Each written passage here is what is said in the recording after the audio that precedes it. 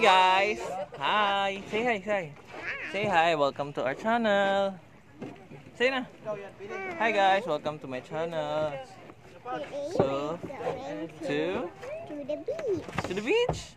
Where? Yeah. There. So, we will be going to Langdiat Island. With my family. Yeah.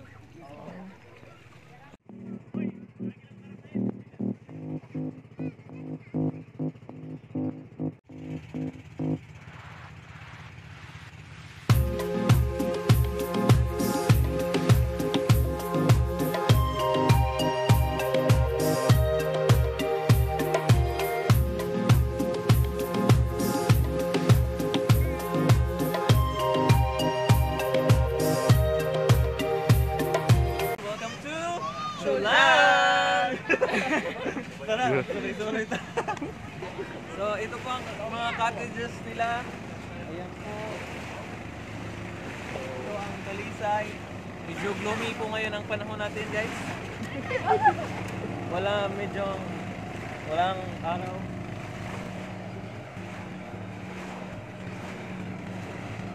Ito po ang tulang, guys.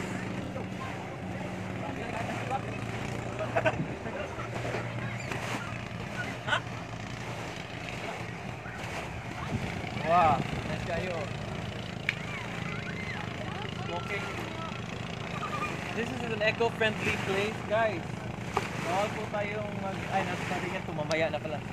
Bawal tayong manigarilyo dito, pero pwede kayong manigarilyo doon. May smoking area.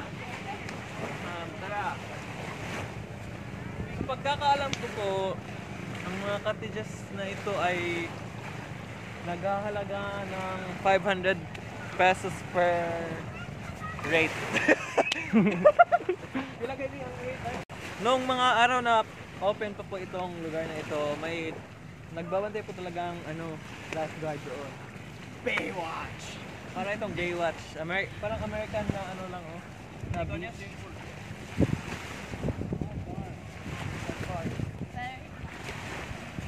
Medyo lang ngayon kasi medyo ayun na lang ipakita. Medyo kasi hindi maganda ang dagat. I mean the waves, the storm and whatever. Let it go.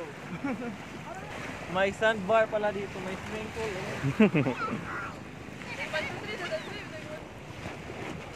Ano pa po bang dapat natin gawin?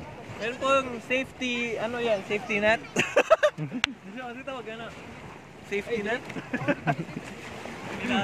Safe zone. May safe area kasi PUBG? Medyo Malalim. biglang lumalalim kasi dyan sa mga lugar na yun. Kantilado. Biglaan lang. Kantilado lang.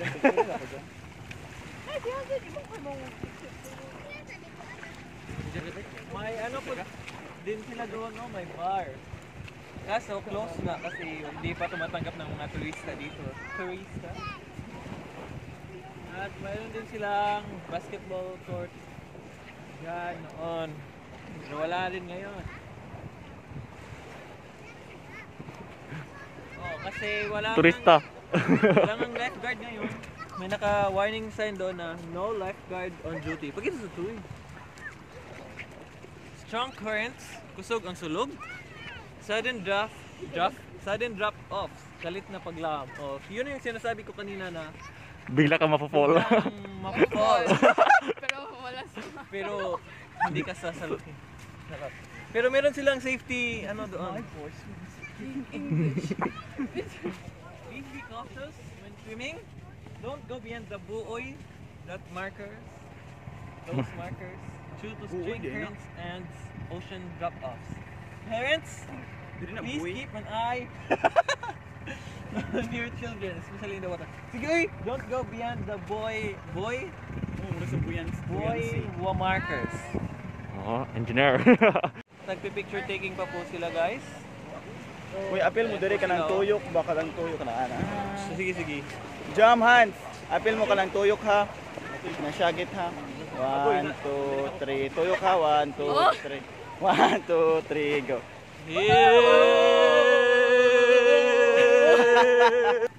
Hi guys, so we are going to some parts of the island because we're done here in the main beach. So we're gonna explore the other parts because there are like two main beaches here, and this one is the like really the public one where most of the tourists really go into. So we will go to the other side where it's like a private only for the residents of this island. So here we go. Why do you know that part? What? Why do you know that part? I just knew it. I don't know. Are you a resident here? No, but we have a lot of relatives here, and we always go here, especially when there are occasions such as fiestas. And like right now, it's our aunt's birthday. It's like a part 2 celebration here. So yeah, so one of the attractions or what makes this island so beautiful are the trees and also the cottages, but now it's closed, so we have the opportunity to explore this privately.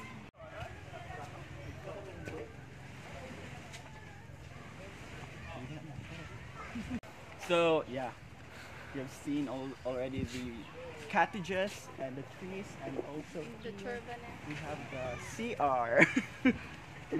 I don't know if it's functioning now, but yeah, that is one of the, I don't know. Ah yeah, there is a new set of comfort rooms there.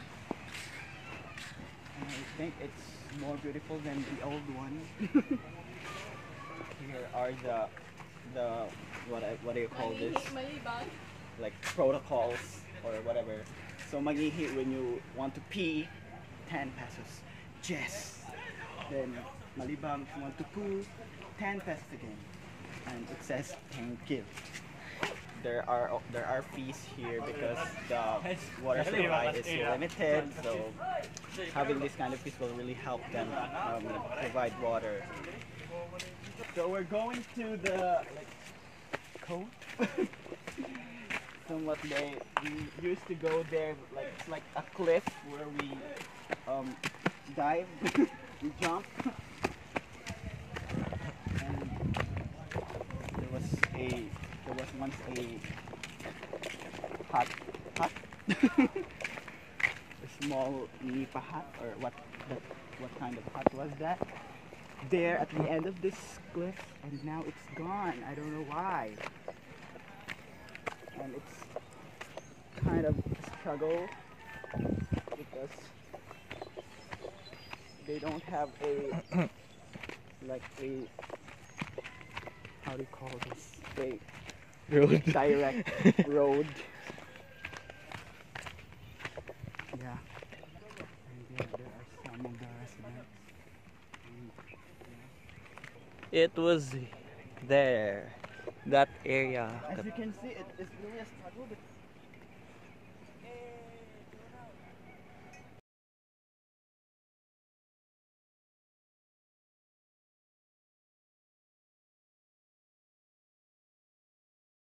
so guys, we've been warned that we should not post any photos or videos that we take here because they thought that we're actually tourists, but we're not. I mean, I can't blame them because we look so good. But yeah, they thought we are tourists. My God. I mean, that's a compliment. Thank you. So we're heading to the second beach of this island. Here. Napa to dagan birds ngayon sa una.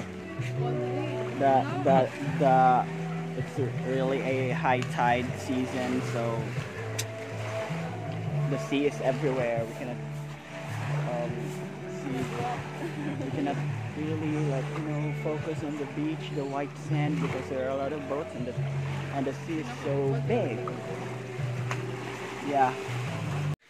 Doggy! Masa sih? Hah? Ini adalah nice ang beach.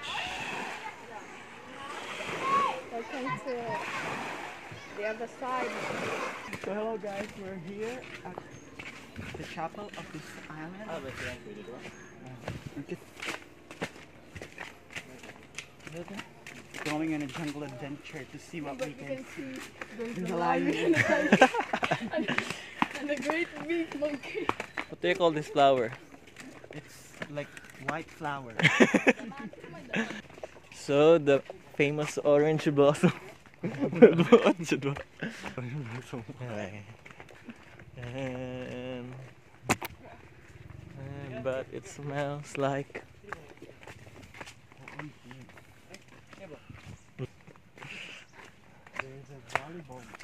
so this is Tulang Integrated School. Masa gani nga grade nga Rijam? 1 to 3 ra ni? Or ay 4 ra dai no kay 5 man sila mamalhin ng mga taga Oh, Tulang. 5-5 when we classmate it. Yan na yan. Tuwag kayo mag-volleyball no? Hindi pwede mo lapasan ng coach. Simin ko. Sorry about that. So yeah, this is Tulang Integrated School. Go back na ta. And we'll go back. Guys, let's go back to the main beach because we are so tired. I never thought this could be so tiring. I thought it was just a small island. Not. That's their daycare center. Wala na yun ako. We're down here guys, but the cottages are with a pukot. Look at the beach. Oh yeah, I know. Kani this used to be wala na guba. Karon kay naguba na siya. Lalumba na ang kahoy. Pero look, the bato-bato kay very nice. Hi guys! Manguha meron og latu. I don't know what's the English term for that latu, so we're here. I don't know, where are we? We're in the middle of the ocean. Clear waters.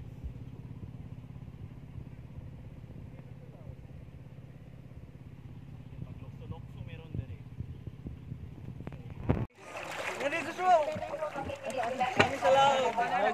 Hi guys!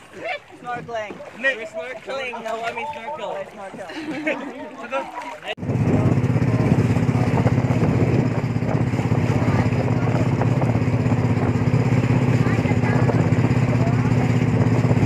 Our adventure ito lang, and we're going back to the main island.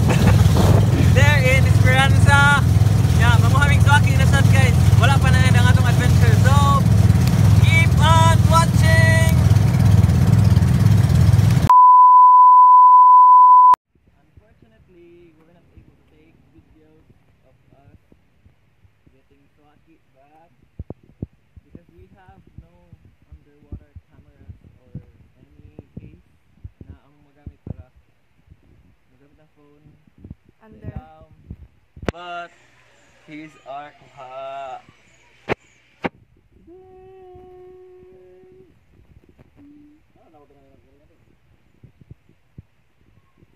I'll just show you some vids of previous na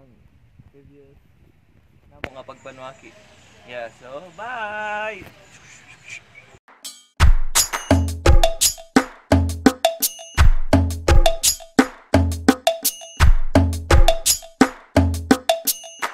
Eating time! Picture taking. Hi!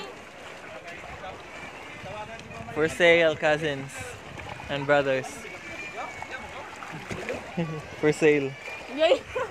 PM lang ko for kuan Inquiries. interested.